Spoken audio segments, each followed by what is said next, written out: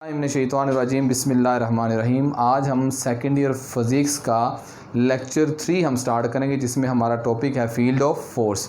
बेटा, हमने previous lecture में पढ़ा है कूलम फोर्स के बारे में, जिसे हमने इलेक्ट्रिक फ़ोर्स का नाम दिया था कि एक चार्ज दूसरे चार्ज के ऊपर फोर्स एक्सर्ट करता है। लेकिन यहाँ पर एक क्वेश्चन पैदा होता है कि चार्ज दूसरे चार्ज के ऊपर फोर्स क्यों लगाता है, चार्ज दूसरे चार्ज के ऊपर फोर्स एक्सर्ट क्यों करता है, और इस चार्ज के अंदर कौन सी चीज़ है जिसकी वजह से दूसरे चार्ज के ऊपर फोर्स एक्सर्ट करता है, इसका ओरिजिन क्या है, हमें उसका ओरिजिन फाइंड करना है।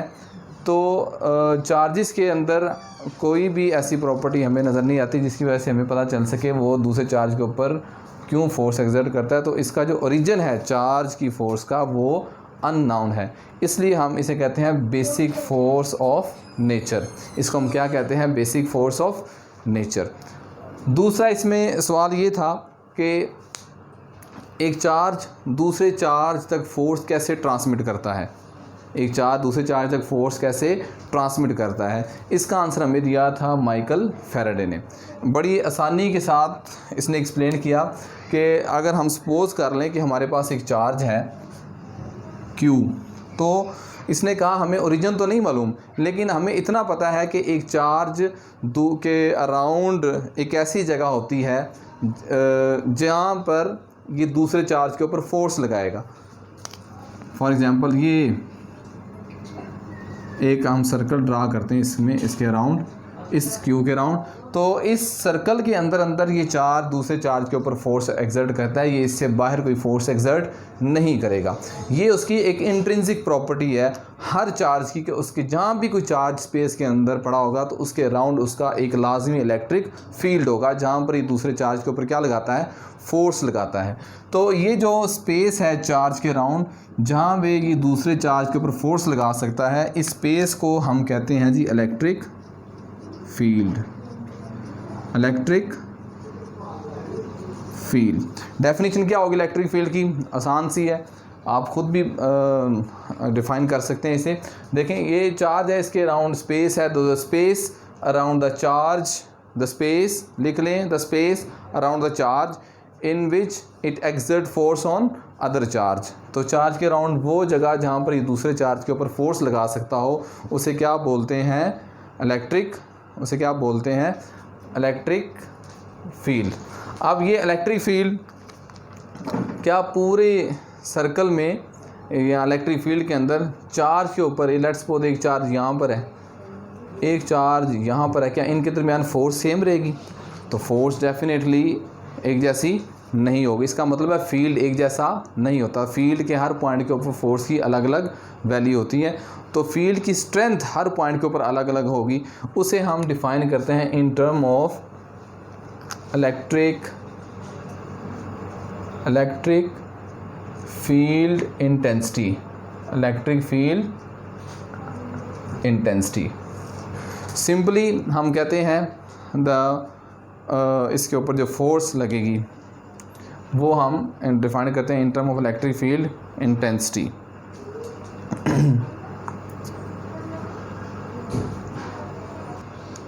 तो इसे हम सिंपल डिफाइन करते हैं इलेक्ट्रिक फील्ड इंटेंसिटी को is equal to F over Q naught, is equal to F over Q naught. It is called electric field intensity. Force per unit charge, ये इसकी डेफिनेशन है। The force experience by unit positive charge in electric field, और simply हम क्या कहते हैं? The force per unit charge in electric field. इसका unit अगर हम डिफाइन करें तो चार्ज का यूनिट बेटा आपने पढ़ा है न्यूटन, और Q नोट चार्ज है, इसका यूनिट क्या होता है? कूलम। जब आप सिंप्लीफाई करेंगे तो इट विल बिकम न्यूटन पर कूलम, न्यूटन पर कूलम। और आपने याद रखना है इलेक्ट्रिक फील्ड इंटेंसिटी एक वेक्टर क्वांटिटी है, वेक्टर क्वांटिटी है। इसकी डायरेक्शन वही होती है जिस डायरेक्शन में इलेक्ट्रिक फोर्स होती है, उसी डायरेक्शन में इलेक्ट्रिक फील्ड इंटेंसिटी होती है। अब इसके अंदर एक शॉर्ट क्वेश्चन है जो हम आगे पढ़ते हैं। वो शॉर्ट क्वेश्चन क्या है इसका? लिखें वो क्वेश्चन लिख लें। क्वेश्चन ये है, electric field intensity due to a point charge, एक पॉइंट चार्ज की वजह से इलेक्ट्रिक फील्ड इंटेंसिटी हमने कैलकुलेट करनी है।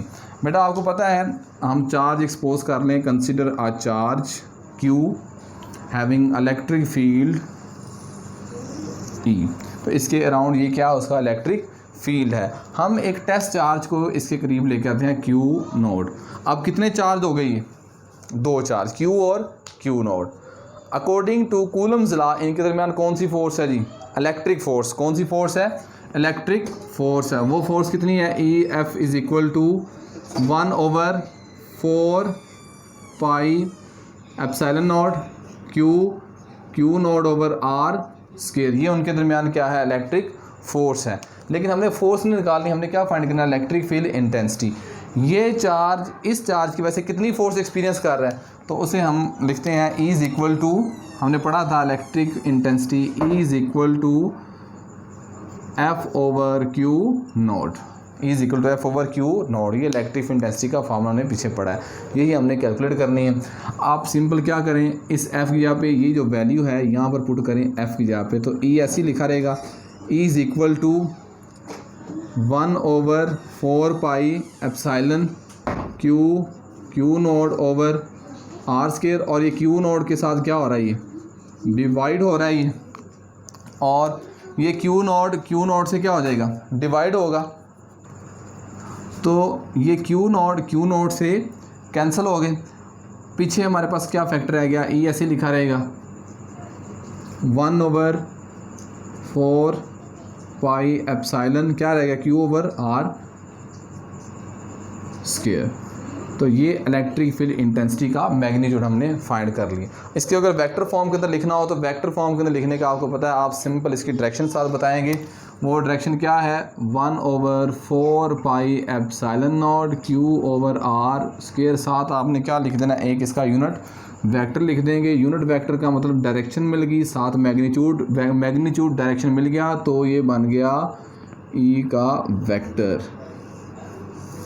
तो ये है electric field intensity due to a point charge. अगर आपके पास एक चार्ज होगा तो उसकी जब भी आपने इलेक्ट्रिक फील्ड इंटेंसिटी लिखनी है तो आप आंखें बंद करके लिखें 1/4 pi epsilon Q over R square, और साथ उसका अगर डायरेक्शन बतानी है तो साथ उसका यूनिट वेक्टर लिख देंगे। अगर कोई क्वेश्चन इससे रिलेटेड है तो पूछ लें, वरना हम नेक्स्ट लेक्चर को फिर स्टार्ट करेंगे। नेक्स्ट लेक्चर को हम नेक्स्ट स्टार्ट करेंगे आगे। तब तक के लिए अल्लाह हाफिज़।